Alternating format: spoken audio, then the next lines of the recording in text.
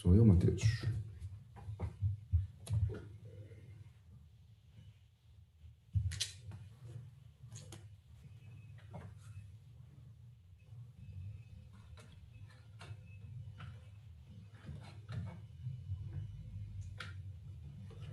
Olá, boa noite Brasil, boa noite mundo.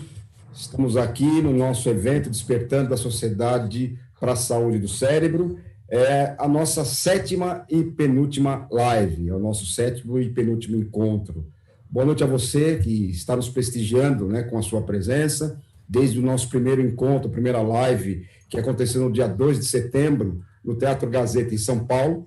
A gente tem percorrido, né, todas as quartas e sextas-feiras, uma trajetória para trazer informação útil à sociedade. Eu, Luiz Moraes, em nome do Método Supera, em nome da Associação Brasileira de Gerontologia, ficamos muito felizes em poder trazer informação e conhecimento a todos vocês. Que na noite de hoje a gente possa confortavelmente instalado ou na sua casa, ou na sua residência, no ambiente que você esteja, para obter informações que nos levam a isso que é a nossa proposta e o nosso propósito. O dia 21 de setembro é o Dia Internacional de Conscientização da Doença de Alzheimer. Agora, além da perspectiva de conscientizar a população mundial da doença de Alzheimer, a gente tem que falar que a demência é um problema mundial, é um problema de saúde pública, ou seja, as pessoas alegam, a Organização Mundial de Saúde preconiza de cada 3 pessoas, 2 têm desconhecimento e desinformação em relação à demência, em relação ao Alzheimer. O mundo hoje se define que a cada 3 segundos alguém é diagnosticado com uma demência. Dentro dessa perspectiva, nós do Supera, juntamente com a Associação Brasileira de Gerontologia, juntamente com o GAIA, em especial com o GNCC, o Grupo de Neurologia Cognitiva e do Comportamento da Faculdade de Medicina da USP de São Paulo, temos a vontade de levar à sociedade, a gente está conseguindo isso, que é nesses nossos encontros, nesse mês todo de setembro, tratar da temática demência e abrir essa perspectiva de conscientização sobre a doença de Alzheimer. Quero lembrar a todos que aqui estão, agradecer novamente por vocês estarem, alguns desde o início das nossas lives, outros assistiram algumas, e a você que está chegando hoje com essa proposta de buscar informação. Então, as nossas lives, elas têm preconizado trazer aqui neurologistas, neuropsicólogos, gerontólogos e especialistas que tratam especificamente a pesquisa, a atividade clínica e informação fidedigna sobre demência, sobre Alzheimer, sobre o comportamento, e, em especial, a nossa proposta é falar com você que é um cuidador, seja um cuidador profissional, mas principalmente a família. E dentro dessa nossa perspectiva, a gente não pode esquecer de falar do carinho, do afeto e do dia a dia de quem tem na sua convivência um portador de uma demência e, em especial, a doença de Alzheimer. Quero pedir a vocês, por favor, que se cadastrem no nosso canal, no canal do Supera, para que recebam informações úteis, que vocês possam curtir, né, o que a gente está passando como informação nas nossas lives, para que a gente possa aprimorar isso. Hoje, em especial, eu vou chamar aqui a atenção de uma participante que, na semana passada, a Maria do Rosário. Maria do Rosário, eu não sei se você está aí, a gente não conseguiu identificar de que cidade você é, mas a Maria do Rosário pediu para que, ao final, que a nossa última live é na próxima quarta-feira, né, às 19h30, que nós pudéssemos sortear jogos. Então, para vocês é o seguinte, ó, aqui tem um jogo, na semana que vem, nós vamos sortear, no final da live, uma série de jogos que o Supera vai presentear aqueles que participarem da live. Então, a pedido é da Maria do Rosário, a gente vai fazer isso. Bem, as nossas lives têm crescido em relação a conhecimento, informação e conteúdo. E a temática de hoje, o título da live de hoje, é suporte, na verdade, cuidados no fim da vida. Então, a live número 8, hoje, dia 25 de setembro, cuidados no fim da vida, em pacientes diagnosticados com demência. Então, o título dessa live já é um título que deixa a gente um tanto quanto desconfortável, né? Falar da perspectiva de cuidados no fim da vida, falar até mesmo da perspectiva da morte, da perda, né, de um ente querido, de um amigo querido, ou até mesmo a nossa perda, a nossa finitude como ser humano, já é um tema bastante difícil, né? Mas os profissionais que vêm aqui hoje são profissionais especializados no assunto, como todos os outros que passaram por estas lives. Então, nosso compromisso como Método Supera, como Associação Brasileira de Gerontologia e mais os apoiadores, a Biolab, a Danone Nutrícia, é trazer essas informações para que você que está aí do outro lado perceba. Falar de demência requer informação, requer tecnologia, requer conhecimento, requer atitudes da prevenção, requer a perspectiva clínica, a perspectiva principalmente da pesquisa. E todos os profissionais que passaram por aqui são profissionais de elevada competência, de um nível tanto na educação quanto na atividade do dia a dia, nos seus consultórios, nas suas clínicas, no seu atendimento e, principalmente, são todos professores doutores. Então, você que está aí, Brasil afora, tem a oportunidade de obter informações fidedignas que vão ajudar a desmistificar, a quebrar a perspectiva do estigma em relação à demência e fazendo o papel de conscientização sobre a doença do Alzheimer no mundo. Então, a live de hoje, cuidados no fim da vida, com pacientes diagnosticados com demência. Nós teremos 2 brilhantes profissionais. O primeiro deles que eu convido para lhes passar conteúdos, lembrando que tudo aquilo que vocês quiserem perguntar, interagir, coloque no chat. Ao final, a gente tem uma conversa, um bate-papo, responde as perguntas.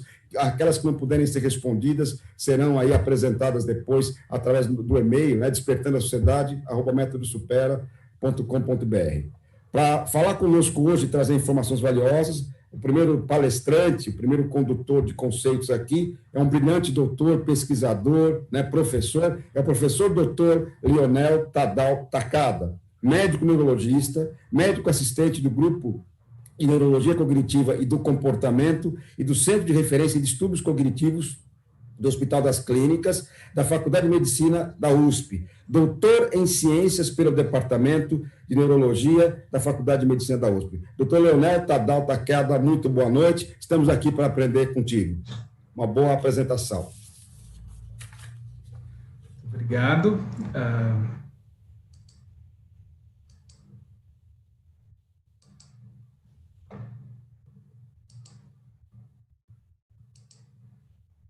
Ok?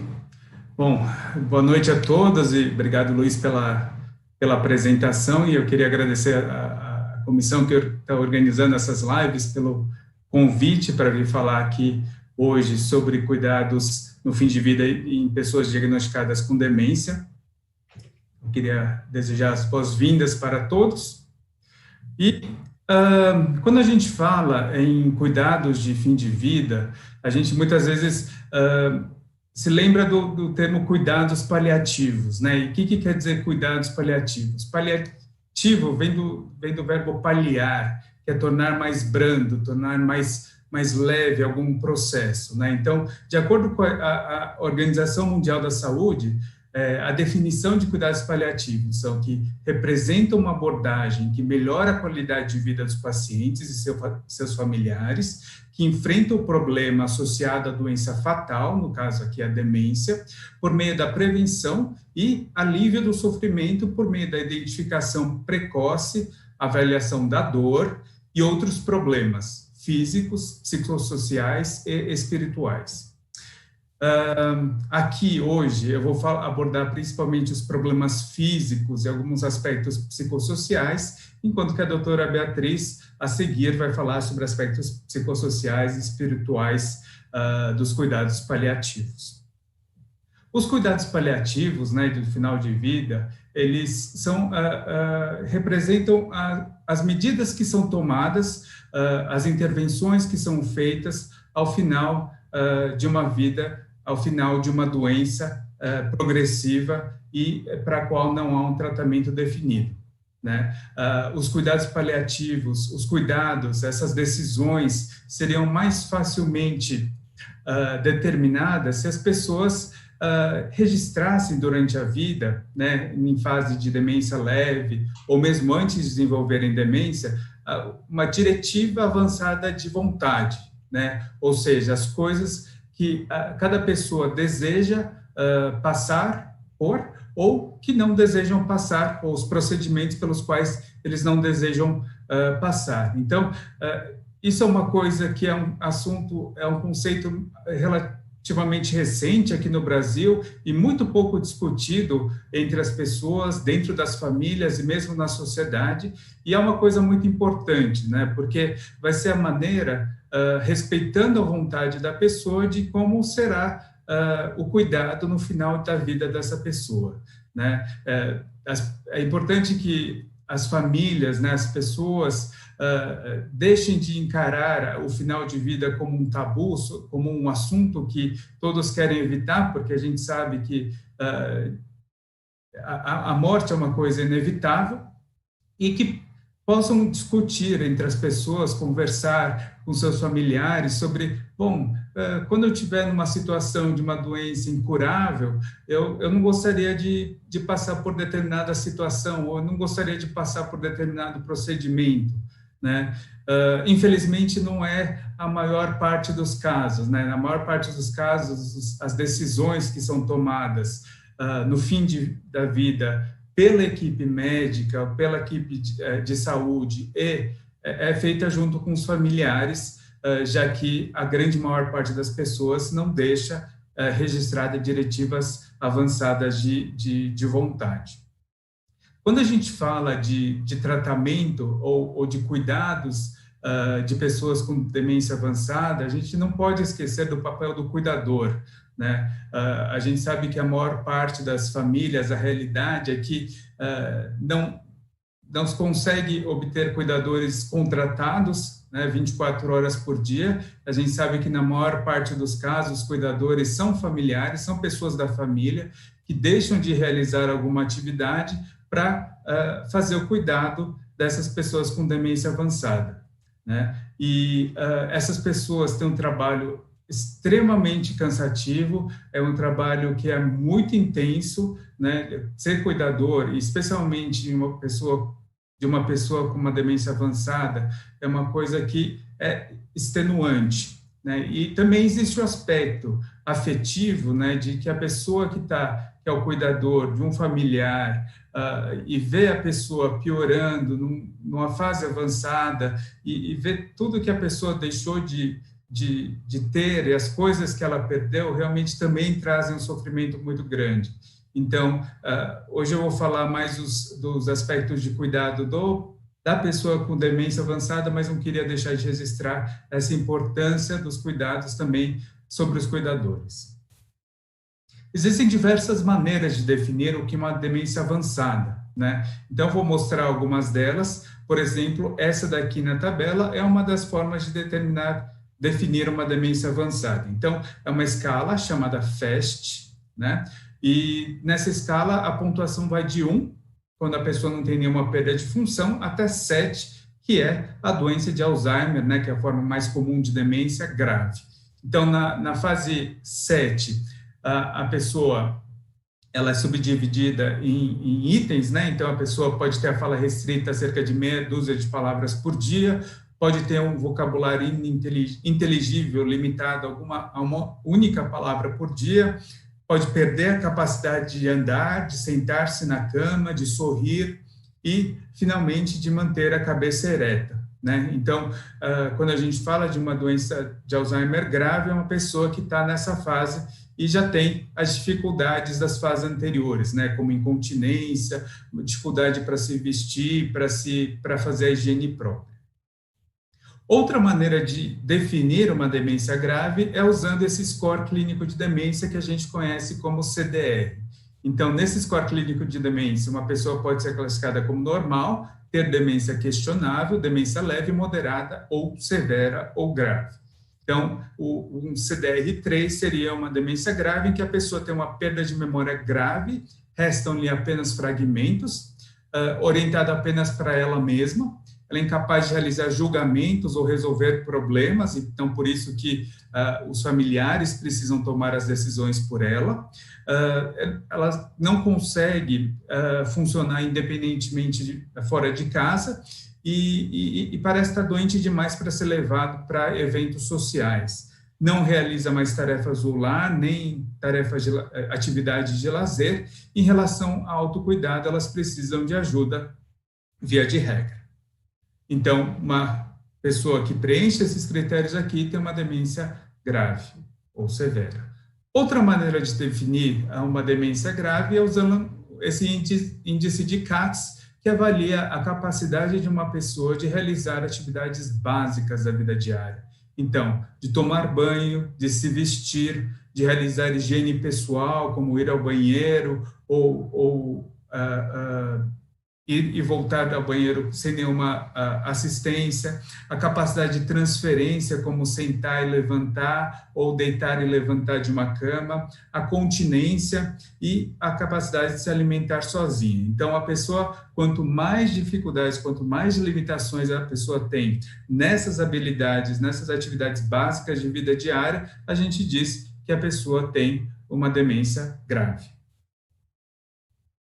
Bom, a demência avançada, ela está relacionada a diversas complicações, né? Diversas coisas que levam a outras complicações. Então, por exemplo, uma pessoa com demência avançada, como eu comentei antes, tem dificuldade para engolir, né? Tem uma dificuldade para engolir e as pessoas que têm dificuldade para engolir, elas tendem a comer menos e a comer mais devagar, e isso muitas vezes leva a uma perda de peso, né? Uma perda de peso que também é acompanhada pela perda de peso que a própria doença de Alzheimer causa, né? Pessoas que têm dificuldade para engolir, também elas podem engasgar e podem fazer com que o alimento, ou mesmo a saliva, vá para os pulmões e causando uma pneumonia, uma infecção pulmonar, causado por aspiração de alimentos ou saliva, né? Então, as infecções são mais frequentes nas fases mais avançadas da demência.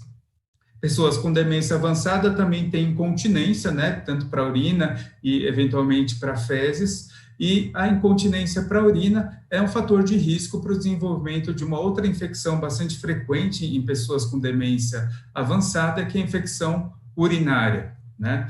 Pessoas com demência avançada, como mostrava aquela escala FAST, tendem a ter uma dificuldade para andar e depois para se mexer, então acabam, no final da doença, da evolução da doença, a ficarem imóveis, né? A ficarem numa cama, sem conseguir andar mais. Isso leva a um aumento de chance de elas desenvolverem uma coisa que a gente chama de úlcera de decúbito, ou escara, né, que é quando, devido a uma compressão da pele do tecido subcutâneo entre proeminências ósseas e o tecido que está por fora, que seja o colchão, ou que seja um travesseiro, ou que seja uma meia, um sapato, essa pressão faz com que abram feridas na pele, e essas feridas muitas vezes são de difícil tratamento, né? A perda de peso que reduz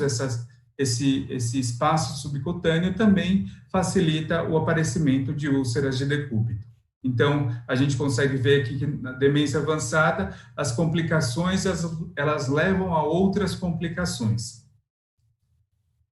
Uma coisa que é importante de discutir em pessoas que têm demência avançada é o uso de medicamentos, né? Muitos idosos que têm demência, eles estão numa situação de polifarmácia, eles tomam diversas medicações, né? E é importante que os familiares e a equipe médica saibam que existem medicamentos potencialmente inapropriados para idosos, né? Como medicações do tipo benzodiazepínicos, né, que são medicações que são usadas são medicações de tarja preta, que são usadas para ansiedade, medicações que pioram a memória, né, e outras medicações que trazem algumas complicações, algum aumento de risco de mortalidade, como é o uso de antipsicóticos, que são medicações usadas para acalmar as pessoas, né. Então, outra coisa que é importante é que os familiares de pessoas com demência avançada disputam com o médico, com geriatra, com neurologista, com psiquiatra, se todas as medicações, e vão vendo medicação por medicação, se aquelas medicações elas são realmente necessárias, se elas precisam ser mantidas, ou então se elas estão causando algum tipo de complicação, algum tipo de efeito colateral, e por isso devem ser suspensas. Então, por exemplo, uso de medicações para colesterol alto, né? Numa situação em que a pessoa tem uma expectativa de vida de meses, talvez meses ou poucos anos, talvez não faça tanto sentido, né? Ou então uma pessoa que está perdendo progressivamente o peso e está tomando medicações que estão associadas à perda de peso, que como é o caso das próprias medicações que a gente usa para pessoas que têm doença de Alzheimer, então é uma questão de ver risco-benefício e ver se é realmente necessário manter esse tipo de medicação. Então, é uma discussão que é importante de ter, que as famílias, né, devem ter todas as consultas com os médicos, com a equipe médica. Outro aspecto importante em relação a pessoas com demência avançada é a nutrição e hidratação, né? Então, a gente sabe que pessoas que têm a demência avançada têm uma chance maior, conforme a demência vai progredindo, aumenta a frequência de distúrbios da deglutição, dificuldade para engolir as coisas, e ao menor sinal de dificuldade para engolir, se a pessoa começa a comer alguma coisa, começa a tossir ou mesmo engasga, é importante que ela passe por uma avaliação fonoaudiológica e também comece a fazer uma terapia fonoaudiológica, né? Isso ajuda a retardar complicações como aquela pneumonia por aspiração que eu comentei antes. Pessoas que têm demência, elas muitas vezes têm perda de apetite, né? Isso pode ser causado, como eu comentei, por medicações, por perda de olfato, ou então, eventualmente, por lesões na boca, porque a boca ficou muito seca, né? Então, essa disfagia, essa dificuldade para deglutir, ela pode ir piorando a ponto de a pessoa não conseguir mais engolir alimentos, nem medicações, nem líquidos de maneira segura, e às vezes é necessário que se faça uma alimentação por uma via enteral, né, direto no estômago. E a gente pode fazer uma alimentação enteral por sonda nasoenteral, que é uma sonda que é colocada pela narina, que ela desce aqui pela garganta, vai pelo esôfago até o estômago, mas é uma sonda que não é utilizada por muito tempo, porque ela está associada a alguns riscos de complicações, como lesão do nariz, ou então sinusite, e muitas vezes as pessoas com demência avançada acabam tentando tirar ou puxar a sonda, então não é uma solução a médio e longo prazo. Uma solução a médio e longo prazo é a colocação de uma gastrostomia, né, que aqui, como a gente pode ver nessa figura à direita, é uma sonda que passa pela parede do abdômen, da barriga, e é inserida diretamente no estômago, né? Porque o estômago, ele está logo atrás da parede da barriga. E essa sonda, através dessa sonda, é possível dar alimentos, dar hidratação e administrar medicações, e essa é uma maneira, é uma alternativa, caso seja decidido por fazer esse tipo de procedimento, para pessoas que têm uma disfagia, uma dificuldade para engolir grave e que não conseguem mais se alimentar ou se nutrir de maneira adequada, apenas por via oral. Mas é importante, né, no caso da gastrostomia, né, que é a colocação de uma via alternativa para alimentação, é importante saber algumas coisas antes de se tomar essa decisão, uma decisão que é sempre tomada entre a equipe médica e os familiares, valorizando as preferências individuais de cada pessoa. É importante saber que, por exemplo, a Sociedade Americana de Geriatria não recomenda o uso de tubos para alimentação para idosos com demência avançada. Por quê? Porque a alimentação manual, mesmo com toda a dificuldade, é similar à gastrostomia em termos de sobrevida, de risco de pneumonia aspirativa em relação ao estado nutricional, estado funcional e o conforto. Então, não há muita diferença, né, em termos de todos esses riscos de colocar uma gastrostomia para dar alimentação ou então manter a alimentação por via oral na medida do possível, né? Claro que para algumas pessoas, né, ver uma pessoa não conseguindo mais engolir, não conseguindo mais tomar líquido ou se alimentar, é uma situação que parece inaceitável e aí, às vezes, nesses casos, acaba se optando por uma gastrostomia, mas é importante saber que nem em todos os casos isso é fundamental. Alimentação por tubo tem um maior risco de agitação, uso de restrição, tanto física, né, restrições físicas, quanto químicas, né, com uso de medicamento, e também existem complicações relacionadas ao tubo, como uma oclusão, entupimento ou deslocamento, e também pessoas podem desenvolver úlceras de pressão.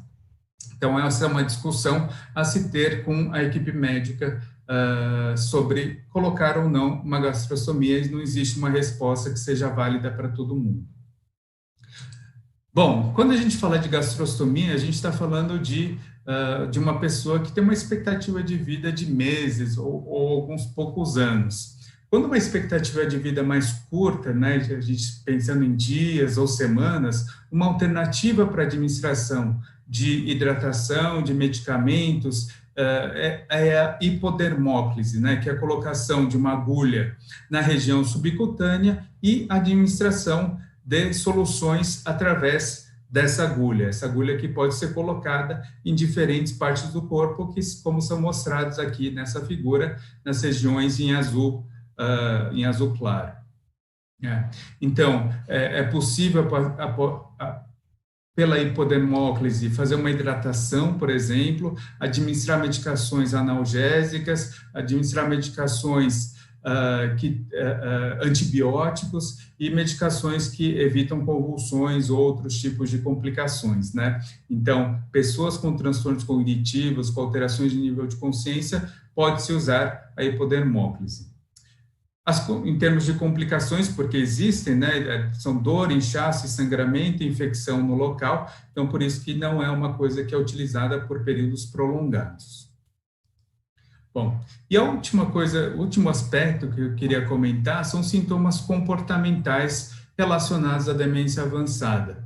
São sintomas do tipo agitação, agressividade, ansiedade, depressão, distúrbios do sono, né? Esses sintomas, eles vão se tornando mais frequentes conforme a doença evolui, né? Existem fatores desencadeantes para o aparecimento de sintomas como agitação. Então, uma pessoa que tem demência avançada e está sentindo dor, tem uma dor no ombro, uma dor ortopédica, e mobilizado, por exemplo, pode sentir dor e isso causar uma agitação e inclusive, agressividade, né? Então, pessoas, por exemplo, que estão com o intestino preso e, por isso, elas sentem uma dor na barriga, muitas vezes elas não conseguem comunicar aonde elas estão sentindo dor, né? Muitas vezes, as pessoas que têm demência avançada, de regra, elas não conseguem se expressar de maneira adequada para falar, olha, eu estou sentindo dor aqui ou lá, ou eu sinto dor quando você faz isso ou aquilo. Então, acaba sendo necessário tentar investigar, tentar ver o que pode estar por trás da agitação, por trás da alteração comportamental do paciente, né? Uma pessoa, por exemplo, que tem demência e sente medo do escuro e é colocada no escuro, ela pode começar a gritar, ela pode começar a ficar agitada por causa só da retirada da luz. Existem situações agudas que a gente chama de delírium ou estado confusional agudo, e esse delírium é uma situação em que a pessoa está relativamente estável e, de repente, ela desenvolve uma descompensação do comportamento, né? Ou então, ou ela fica sonolenta demais, ou ela fica muito alerta e agitada e agressiva e começa a gritar, e isso está associado também a uma flutuação na atenção. Em alguns momentos a pessoa parece mais atenta, em outros momentos ela está totalmente desatenta. Então, essas situações de delírio, né, quando acontece uma descompensação no comportamento de uma pessoa, a gente precisa, em primeiro lugar, tentar descobrir o que causou, o que está causando essa descompensação. Será que é dor? Será que é algum desconforto? Será que é fome ou sede? Será que é alguma infecção? Muitas vezes uma infecção urinária, ela é muito pouco sintomática, mas ela pode causar alterações no comportamento de um paciente, né? Será que é um distúrbio no metabólico, como uma descompensação do diabetes? Será que algum medicamento que foi introduzido está relacionado a essa piora abrupta? Será que é desidratação, intestino preso, ou mesmo mudança de ambiente, né? Uma pessoa que, por exemplo, é internada e é colocada num ambiente diferente, ela pode desenvolver uma mudança súbita no comportamento ou um delírio, né? O manejo tanto dos sintomas comportamentais como o delírio, ele pode ser feito de maneira não farmacológica, né? Por exemplo, uma pessoa que está sentindo dor e a gente sabe qual a causa da dor, a gente pode utilizar massagem, a gente pode utilizar bolsa de água quente ou bolsa de gelo, ou fazer algum tipo de fisioterapia para tentar amenizar a dor, ou mesmo utilizar analgésicos, né? E às vezes que a gente tem um paciente que está agitado e que está inquieto, e a gente não consegue identificar a causa dessa inquietação e agitação, muitas vezes a gente tem que dar analgesia como uma forma de tratamento empírico, né? Como uma forma de tratamento que a gente tenta tratar para ver se a pessoa melhora do comportamento, né? Então, as medidas não farmacológicas, elas são muito importantes, né? Muitas vezes, por exemplo, deixar a luz ligada até durante o período da tarde, até começar à noite, é uma coisa que pode reduzir um delírio, por exemplo. E existem também tratamentos farmacológicos, né? Quando os tratamentos não farmacológicos não são suficientes, então a gente introduz medicações para tentar controlar o comportamento e também, às vezes, é necessário, por exemplo, como no caso de uma infecção urinária, é fundamental utilizar um antibiótico que trata a infecção e, com isso, melhora esse estado confusional agudo, né? Então, eu queria terminar aqui a minha fala, né, lembrando daquele conceito de cuidados paliativos, de que quando a gente está falando no final da vida, de uma demência avançada, a gente tem que amenizar o sofrimento, amenizar todos os processos, os procedimentos pelos quais talvez a pessoa não precise passar, tá? Bom, agradecer a atenção de todos, e aqui também o e-mail para o contato. Doutor Leonel, brilhante, né? O senhor vai ter aí que responder umas 250 mil perguntas, né? E de um tema que a gente tem sempre colocado. É importante a gente falar desses cuidados, essa perspectiva que o senhor tem do tratamento pelo lado clínico, mas o sofrimento que o familiar é acometido e essa abertura de que esse tema tem que ser falado, por mais árido, mais difícil que seja, doutor Leonel. Daqui a pouco o senhor está de volta, parabéns. Agora, continuando, né, para falar da temática cuidados no fim da vida em pacientes diagnosticados com demência, a gente tem uma brilhante, uma segunda grande pesquisadora. Lembro a vocês que, por favor, se inscrevam no nosso canal, coloquem nos chats todas as perguntas que vocês gostariam de dirigir ao doutor Leonel e daqui a pouco a nossa próxima palestrante, e com isso nós tornamos claro aquilo que muitas vezes é um grande mito. A nossa próxima palestrante, ela é a professora doutora Beatriz Aparecida Uzelo Gutierrez. A graduação em mestrado e doutorado em enfermagem pela Universidade de São Paulo, pós-doutorado em saúde coletiva pela Universidade de Brasília e pós-doutoranda pela Universidade do Porto, em Portugal. Ela é professora doutora das Escolas de Artes, Ciências e Humanidades da Universidade de São Paulo, experiência na área de envelhecimento, com ênfase nos demais temas relacionados a idosos, qualidade de vida no envelhecimento, gestão na área social e de saúde e cuidados paliativos e família. Então, essa live de hoje é dedicada a você que é familiar e que cuida de alguém que sofre de demência e que está precisando dessas informações úteis. Doutora Beatriz, muito bem-vinda. Complementando o que o doutor Leonel passou, é com a senhora agora. Aproveitem demais, estamos aqui para aprender. Boa noite a todos. Agradeço imensamente, né, a oportunidade de estar com vocês hoje. Agradeço toda a equipe do Supera. Agradeço a Sociedade Brasileira de Gerontologia, que são os nossos frutos, né, da Escola de Artes, Ciências e Humanidades, né, são os graduados em Gerontologia. O tema, né, que eu vou estar falando hoje, né, como o doutor Leonel já começou, né, a falar com vocês, é um tema que nem todo mundo gosta de comentar sobre esse tema, né? Mas a gente tem que lembrar que o final da nossa vida, ele é certo, né? A morte é a única coisa democrática que existe nesse mundo, né? E a gente depende, né, de como a gente vai viver para ter um bom final de vida, como já foi visto em várias lives, né, que desde o começo de setembro nós estamos, né, tendo a oportunidade de participar com brilhantes, né, palestrantes, ok? Então, eu vou começar agora, né, a minha apresentação.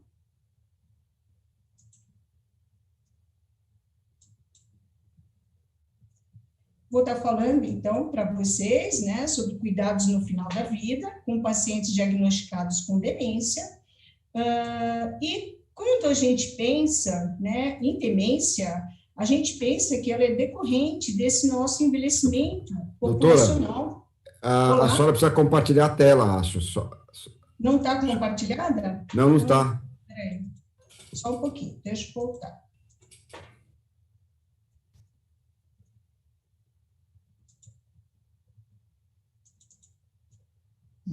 Ok.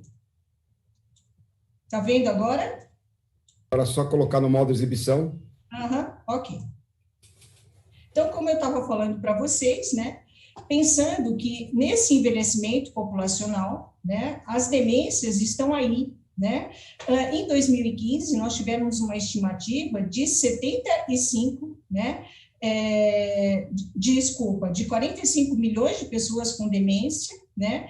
E para 2030, provavelmente, nós teremos, né, 75 milhões de pessoas com demência no mundo, né?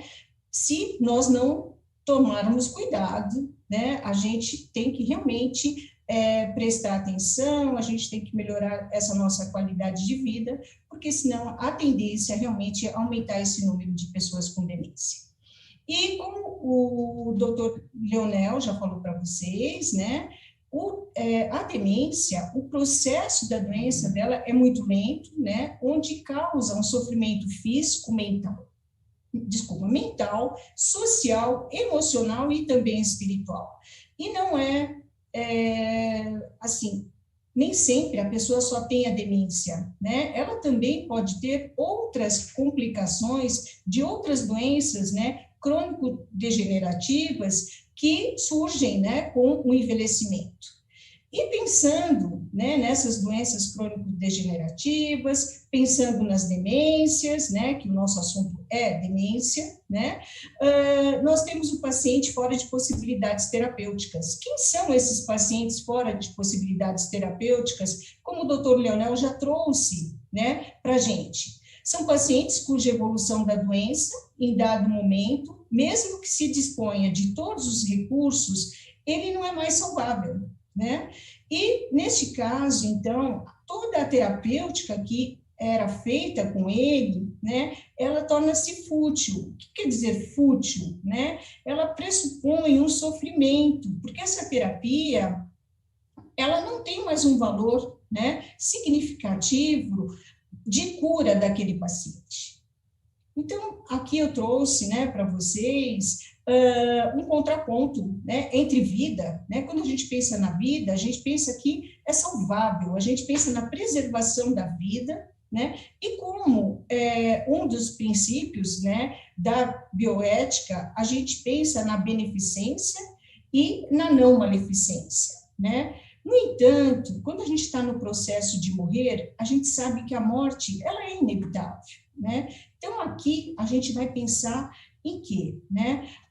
Como o doutor Leonel trouxe para a gente, né? No alívio do sofrimento dessa pessoa, não causar mais um mal para essa pessoa ainda do que todas as intercorrências que ela já está sofrendo, né? Devido à própria doença crônica. Em cima disso, né, a gente tem que pensar na autonomia, como também o doutor Leonel já trouxe, né, pensando na decisão desse paciente e na importância da gente já ter decidido, né, quais serão as nossas diretivas antecipadas de vontade. Não é para deixar lá no final da vida, né, quando você já não tem mais condições, você já não tem mais autonomia para estar fazendo essa decisão. Trazendo, então, um pouquinho sobre a bioética, que é a ética da vida, né? A bioética traz para a gente 3 formas que a gente pode ter para a morte, né? No processo de morrer. Ou você tem, né, a possibilidade da eutanásia, né? Que você, com a eutanásia, você vai diminuir, né, esse seu tempo de vida, você acaba cortando, né, antecipando a sua morte, né? Ou você pode optar pela distanase, né, que é a morte com sofrimento, né, você prolonga esse processo de morrer, mas com procedimentos, né, fúteis, como eu coloquei no slide anterior para vocês. No entanto, a gente tem a possibilidade, né, de alcançarmos a ortotanásia, né? A ortotanásia é a morte natural, né? Como dizem, a morte que todo mundo gostaria de ter, né? Então, a ortotanásia, ela faz parte dos princípios dos cuidados paliativos, né?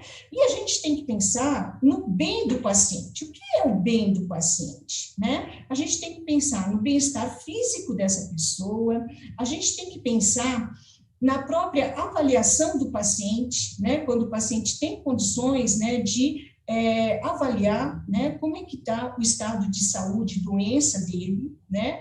A gente tem que pensar no bem do paciente como uma pessoa, vendo a integralidade, né? Você pensando nos aspectos físico, pensando no aspecto social, pensando no aspecto psicológico e também pensando no bem espiritual dessa pessoa. E quando a gente, né, fala da futilidade, né, que é a morte, né, que eu comentei com vocês, da distanásia, a gente tem que pensar até que ponto esse tratamento está trazendo qualidade de vida para aquele indivíduo, né, o quanto, né, se tem aspectos econômicos envolvidos, né, nós temos aí uma tecnologia bastante avançada, né. Será que vale a pena a gente submeter a esse paciente a tantos procedimentos que podem causar, né, a maleficência, na verdade, para esse paciente, um mal para esse paciente, e ainda pensando sempre na autonomia dessa pessoa, né, pensando nas diretivas antecipadas de vontade, né, e até que ponto fazer a ressuscitação cardiorrespiratória se esse paciente tiver uma parada cardiorrespiratória. Então, quem são esses pacientes fora de possibilidades terapêuticas, né? A gente tem que pensar que, mesmo na terminalidade da vida, tá? A qualidade da vida, ela pode ser mantida em nível satisfatório, utilizando-se, então, o quê, né? A técnica da paliação. O professor Leonel já trouxe, né, para vocês o que são os cuidados paliativos, né? Então, só vou repetir que, de repente, algumas pessoas não conseguiram, né, ter a oportunidade de ter assistido a fala dele. Então, cuidados paliativos é uma abordagem que promove dignidade, qualidade de vida e ajustamento a doenças progressivas, usando a melhor evidência disponível para o paciente, família e equipe interprofissional, né? O doutor Leonel falou, né, do paciente, o doutor Leonel também trouxe a família, e eu considero muito importante trazer a equipe interprofissional para vocês, né? Eu fui enfermeira durante muitos e muitos anos, e o quanto nós, né, como equipe de saúde, sofremos junto com a família e também com o paciente, na presença, né, do processo de morrer, que muitas vezes acontece dentro dos hospitais, com a utilização, né, de alguns procedimentos que trazem mais prejuízo para o paciente, né, do que o bem-estar dele, para ele. Então, pensando nos cuidados paliativos, nós temos 9 princípios, né, que fazem parte da abordagem dos cuidados paliativos. O primeiro dele, então, é pensando a morte como um processo natural. O segundo, não acelerar nem adiar a morte. Então, aqui é a presença da ortotanásia, que eu falei para vocês. Pensando integrar aspectos psicológicos e espirituais, não somente dos aspectos físicos. oferecer suporte até o momento da morte, isso para o paciente e para a família também no pós-morte, né, no momento do luto.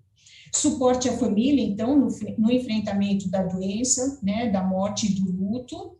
Uma abordagem interprofissional, né, então, pensando nessa abordagem interprofissional, né, na equipe interprofissional, né, de vários profissionais, de várias categorias da equipe de saúde, pensando ainda em proporcionar qualidade de vida para essa pessoa, compreender, né, e controlar situações clínicas, né, isso aqui foi muito bem explanado pelo Dr. Leonel, e ainda pensando também, que o Dr. Leonel já trouxe para nós, o alívio da dor e dos sintomas que esse paciente pode estar apresentando.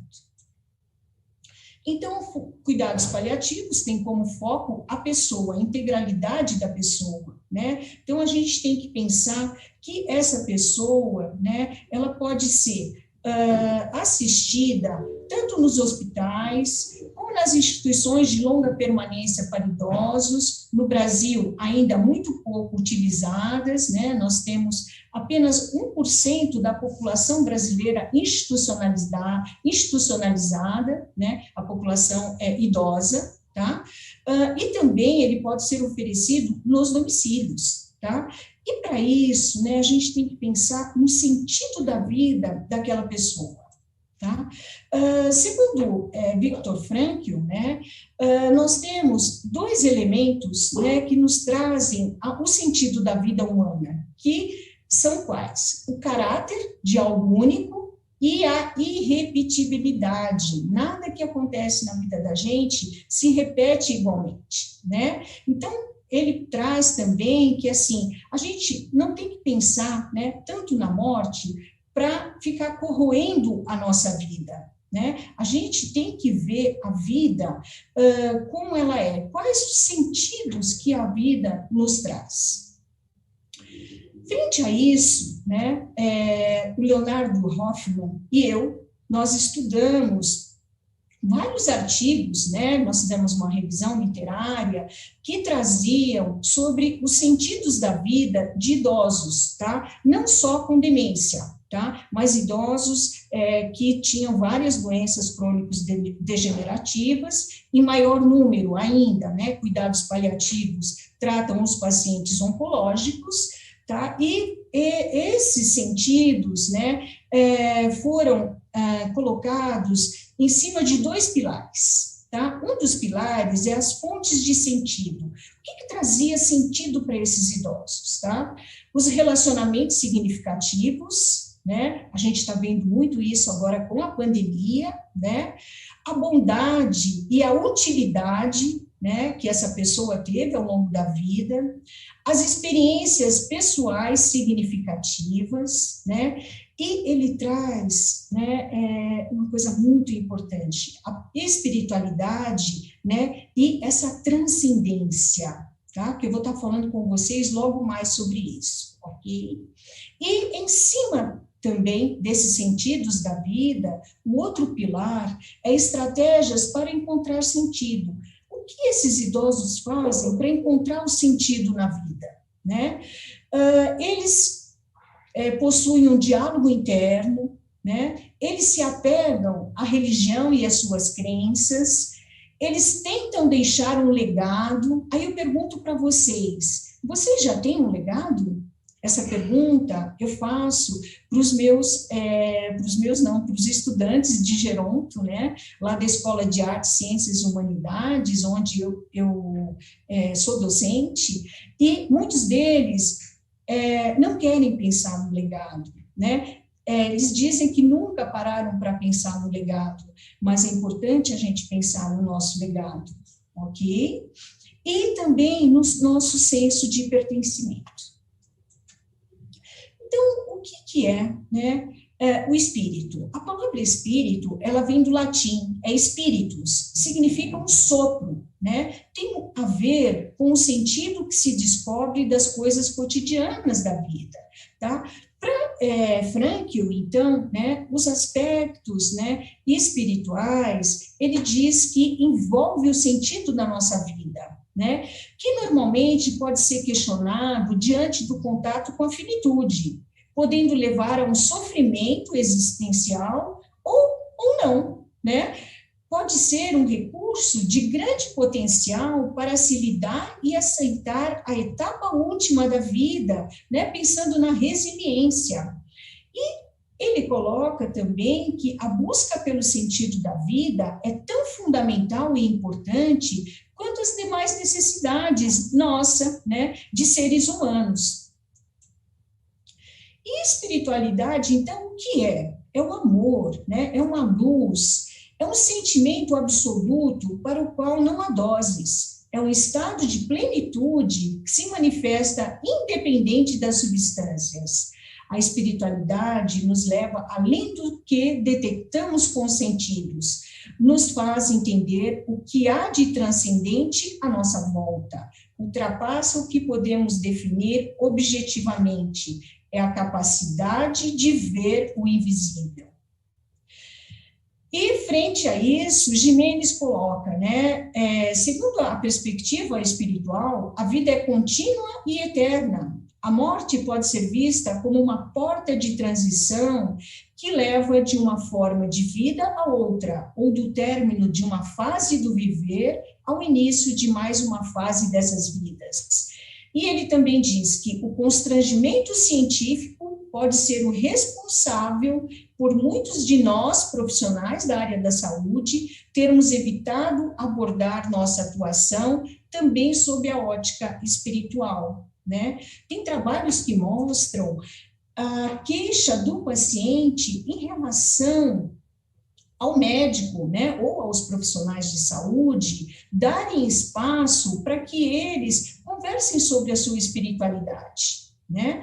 Então, o que eu percebo algumas vezes, os profissionais de saúde têm vergonha, né, de falar sobre espiritualidade. É claro, alguns não têm preparo, né, mas devemos, né, sim, darmos um valor, né, imenso para a espiritualidade, tanto do paciente quanto da família, tá?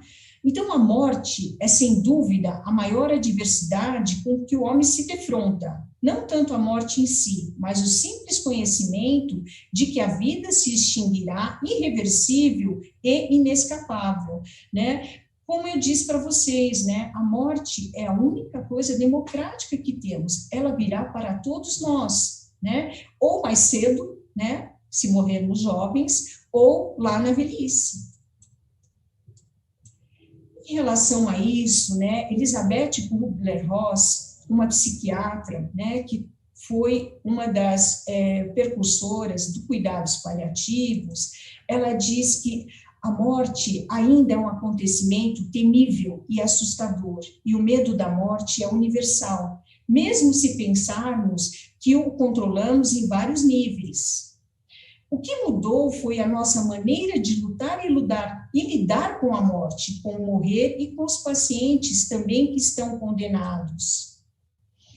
Então, o que temos que fazer frente a isso, né? A gente precisa possibilitar os sentimentos desses pacientes, né? O doutor Deunel já trouxe, né, esses sentimentos que esses pacientes podem apresentar, que é o medo, né? É a ansiedade, é a insegurança e a angústia. Então, em cima disso, o que nós devemos? Escutar esse paciente, tá? E frente a isso, Dalai Lama colocou, né, a arte de escutar. É através da arte de escutar que seu espírito se enche de fé e devoção, e que você se torna capaz de cultivar a alegria interior e o equilíbrio da mente. A arte de escutar lhe permite alcançar sabedoria, superando toda a ignorância. Frente a isso, né, eu trouxe para vocês, eu vou ler rapidamente, que meu horário aí já está terminando, tá? Mas eu achei muito importante trazer essa carta dos pacientes fora de possibilidades terapêuticas, que foi escrita na década de 80, em um seminário relacionado a paciente terminal, como ajudá-lo, tá? Foi em Michigan, nos Estados Unidos. Então, essa carta diz: tenho o direito de ser tratado como pessoa humana até que eu morra. Tenho o direito de ter esperança, não importa que mudanças possam acontecer. Tenho o direito de ser cuidado por pessoas que mantenham o sentido da esperança, mesmo que ocorram mudanças. Tenho o direito de expressar à minha maneira sentimentos e emoções diante da minha morte. Tenho o direito de participar das decisões ou referentes aos meus cuidados e tratamentos. Tenho o direito de receber cuidados médicos e de enfermagem, mesmo que os objetivos de cura mudem para objetivos de conforto. Tenho o direito de não morrer sozinho. Tenho o direito de ser aliviado na dor e no desconforto.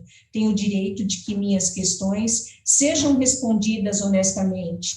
Tenho o direito de não ser enganado. Tenho o direito, ao aceitar a minha morte, de receber a ajuda de meus familiares e que estes também sejam ajudados. Tenho o direito de morrer em paz e com dignidade. Tenho o direito de conversar minha individualidade e não ser julgado por minhas decisões que possam ser contrárias às crenças dos demais.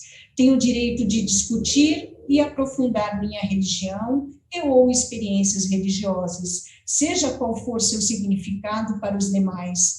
Tenho o direito que o meu corpo humano seja respeitado.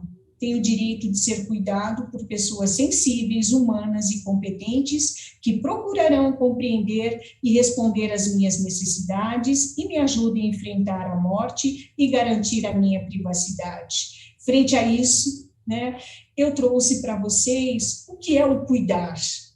O cuidar, a gente pensa ele em 3 grandes eixos, na ciência, a gente pensa ele na espiritualidade e a gente pensa ele como sendo uma arte. Não é fácil cuidar, Por que de uma arte?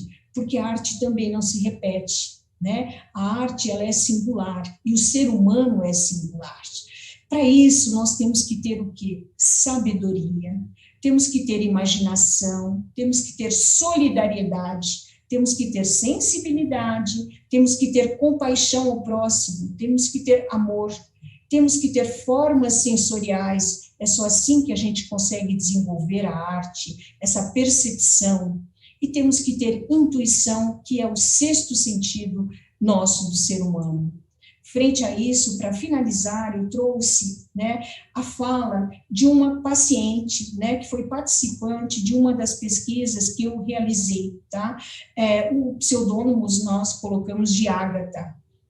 Pensando na morte, ela nos disse: a morte, eu acho que é uma virtude muito grande, eu acho que é feliz quem é capaz de deitar e no outro dia não estar aí mais, É um prêmio. Eu sempre falo para os meus filhos: o dia que acontecer comigo, por favor, ninguém chore, porque eu vou estar muito feliz. Mas toda a vida eu pensei assim, sempre foi.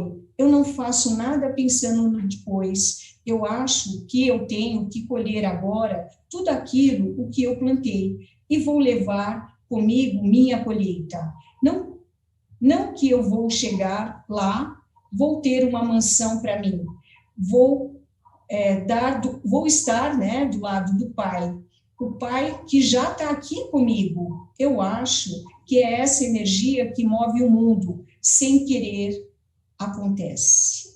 Era isso que eu gostaria de trazer para vocês. Agradeço mais uma vez a equipe Supera, a equipe da Associação Brasileira de Gerontologia, agradeço também a possibilidade de ter podido estar com o Dr. Leonel, tá? E muito obrigada a todos.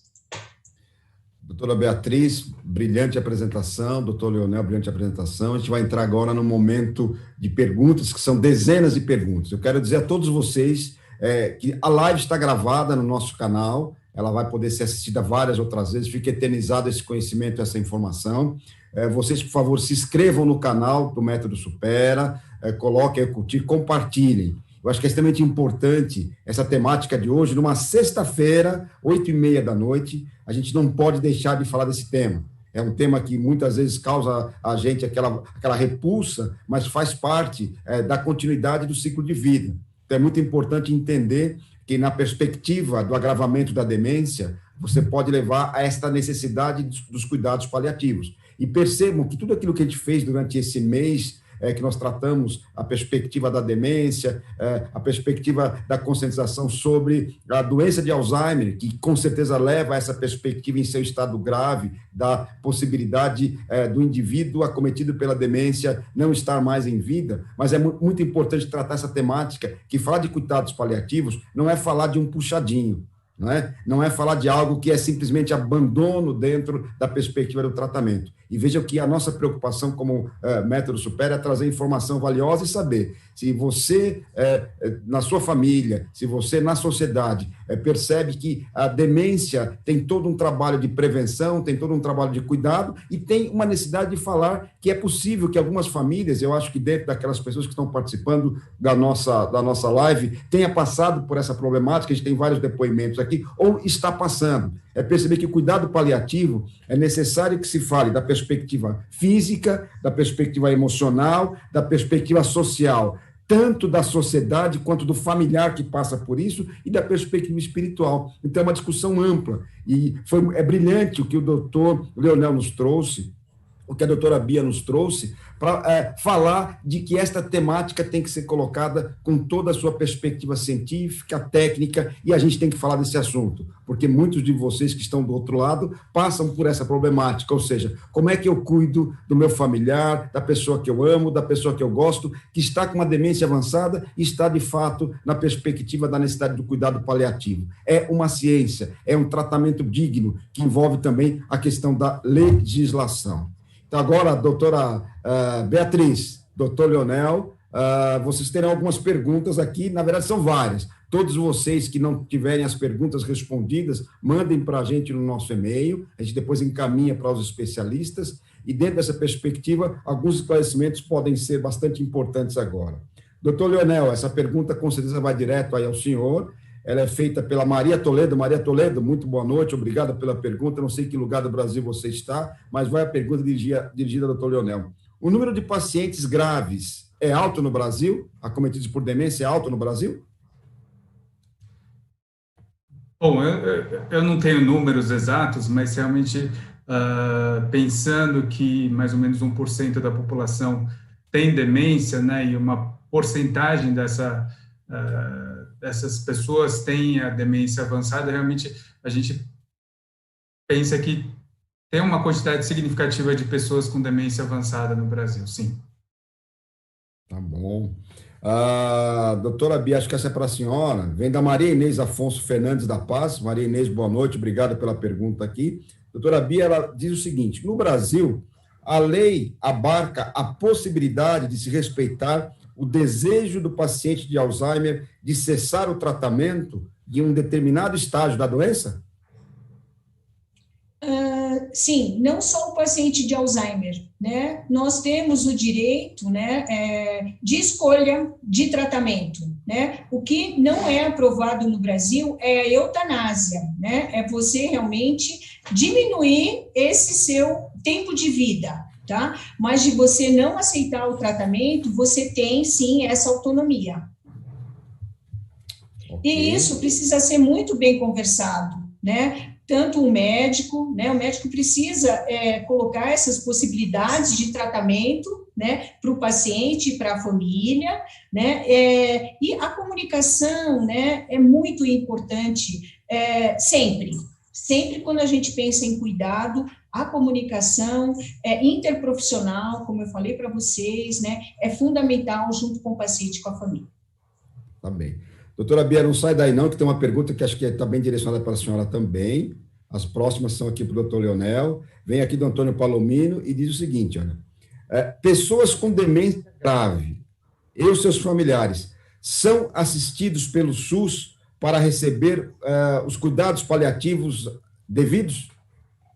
Sim, ainda, né, tá, não vou dizer sim 100%, né, ainda está tendo um processo, né, de capacitação desses profissionais do SUS, tá? Então, isso, com certeza, né, vai demorar um tempo ainda, né, mas a população brasileira, né, mesmo a parte, né, da área do nosso Ministério da Saúde está começando a ter uma sensibilização, né, em relação à necessidade da implementação de serviços de cuidados paliativos no nosso país.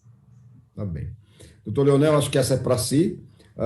A Maria Grimberg Holanda, ela coloca o seguinte: quais são os tipos de demência que mais demandam ou chegam à necessidade de ter cuidados paliativos, que chegam ao caso grave?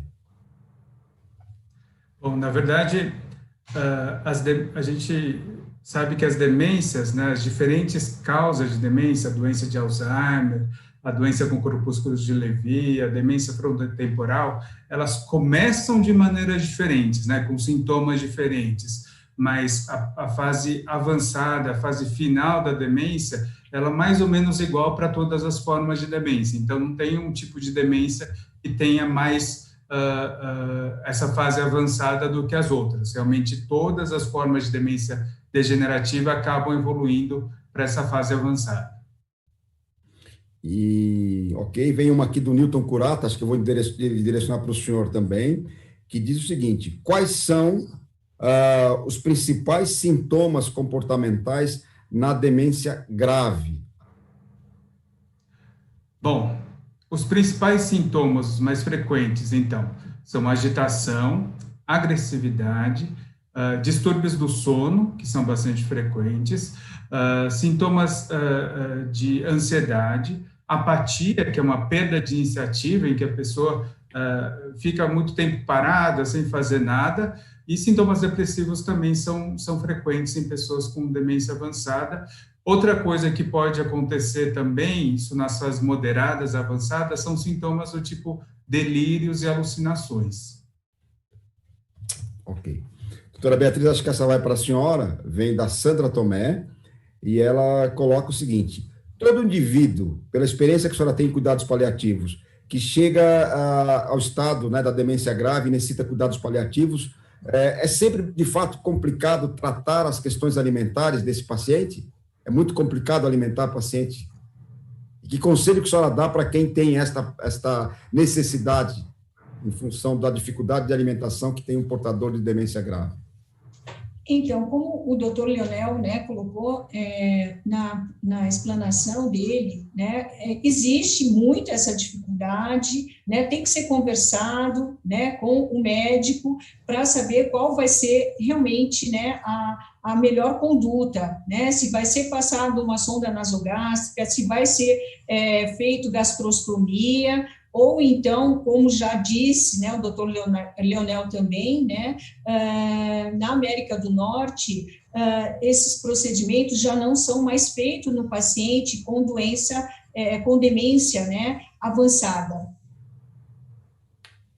Muito bem, a gente tem aqui, né, umas dezenas de perguntas. Eu vou, em função do nosso horário, respeitar que na sexta-feira a gente tem um tema bastante amplo para discutir. Vamos respeitar que muitos querem aproveitar a sua sexta-feira em família, seja cuidando, né, de algum paciente, ou cuidando de um familiar, e até mesmo com outros compromissos. Então, peço a vocês, todos aqueles que não tiverem as suas perguntas respondidas e apresentadas aqui, envie lá para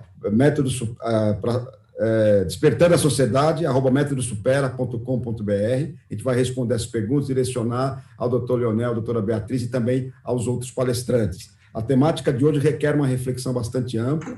A gente tem discutido durante todas essas lives, essa é a nossa sétima live, a oitava live, desculpe, a penúltima live. Então, vocês percebam, né, todos vocês que estão participando conosco, que vem num crescendo. A gente não poderia deixar de tratar dessa perspectiva dos cuidados no fim da vida, que a demência pode levar a isso. Eu acho que está muito claro, né, a informação e como a gente desmistifica alguns conceitos e saber que essa temática de hoje requer também preparo, esses profissionais preparados para isso. E que vocês possam, né, aproveitar estas informações e que elas sejam úteis, principalmente para você que está aí em algum local do Brasil onde é desassistido. Então, perceba que o cuidado paliativo faz parte do cuidado com o paciente, o cuidado com o seu familiar e aquelas pessoas que você conhece. Por favor, propaguem o conhecimento, propaguem a informação. Nesse mês de conscientização da doença do Alzheimer, o Despertando a Sociedade para a Saúde do Cérebro é o movimento do Supera, juntamente com a BG e outros apoiadores, para que nós possamos levar informações úteis. Eu vou deixar daqui a pouco, como todas as lives, a gente tem uma mensagem final dos palestrantes, doutor Leonel, doutora Beatriz, os de chamo, mas eu queria ler aqui uma mensagem e que vocês possam, inscrevendo-se no canal do Supera, possam receber outras informações, se inscrevam no canal do Supera. É muito importante a gente ouvir das pessoas que estão participando. E eu tenho uma mensagem da Adele Somante Racim, que é uma mensagem assim, que toca bastante o nosso coração. Antes da mensagem, quero dizer que na próxima quarta-feira, dia 30 é o último dia de setembro, nós teremos a live de fechamento, suporte ao cuidador, falando tanto para o cuidador profissional, mas principalmente você que é cuidador familiar. Então, suporte ao cuidador de pacientes com doença de Alzheimer e a importância das associações. Então, na próxima quarta-feira, 19h30, é a nossa live de fechamento do nosso evento Despertando a Sociedade para a Saúde do Cérebro. Inscrevam-se nos canais, no canal do Supera, e estejam conosco na nossa próxima quarta-feira. Eu agradeço vocês estarem aqui, agradeço a oportunidade, e a missão do Supera é, de fato, levar informação fidedigna. Hoje, a gente tem a certeza de que muitas pessoas estão informadas, ou seja, aquilo que a Organização Mundial de Saúde preconiza, 2 em cada 3 pessoas têm desinformação, nós estamos contribuindo para a informação. E as nossas unidades estão à disposição de vocês para trocar ideias e informações. Então, Adele Somante Racim. Adélia, uma mensagem linda. Ela colocou assim: estou assistindo essa live, me recordando da minha mãe que faleceu com esta doença, com este problema. Estou feliz, pois a tratamos com muito amor, dando-lhe todo o apoio necessário, recordando com ela músicas de seu tempo. É muito triste ver a pessoa que nos amou não saber quem sou, mas aprendi na dor a linguagem de seu olhar fixo para mim. Parabéns por esta palestra. Parabéns à doutora Beatriz, ao doutor Leonel, por nos trazer informação útil. Uma boa noite a todos, que tenham uma sexta-feira maravilhosa. Na próxima quarta-feira, às 19h30, estaremos aqui. Inscrevam-se no canal do Supera. Doutora Beatriz, doutor Leonel, a mensagem final é de vocês. Muito obrigado, brilhante apresentação. Encerre a noite para a gente. Obrigado pelo conhecimento. Boa noite a todos. Até a próxima quarta-feira, 19h30. Doutor Leonel e doutora Beatriz, é com vocês agora. Boa noite, obrigado.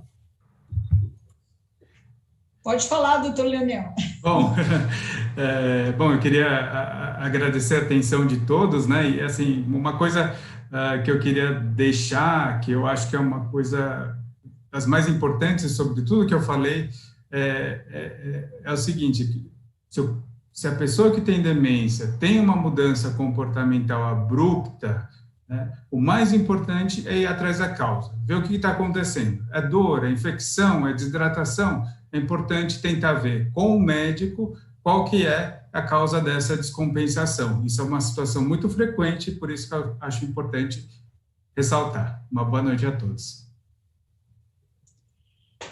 Boa noite. Então, eu também gostaria de deixar uma mensagem, né, pensando que o amor é aquilo que conduz a nossa vida, é o sentido da nossa vida, pensando ainda que o ser humano é o ser que decide o que vai se tornar, né? Então, a gente é responsável por aquilo que a gente vai colher lá na frente, né? Como foi a fala da Ágata que eu trouxe para vocês, tá? Uma boa noite a todos, mais uma vez agradeço a oportunidade de ter permanecido, né, esses minutos com vocês. Sejam muito felizes, tá? E amem muito. Muito obrigada, boa noite.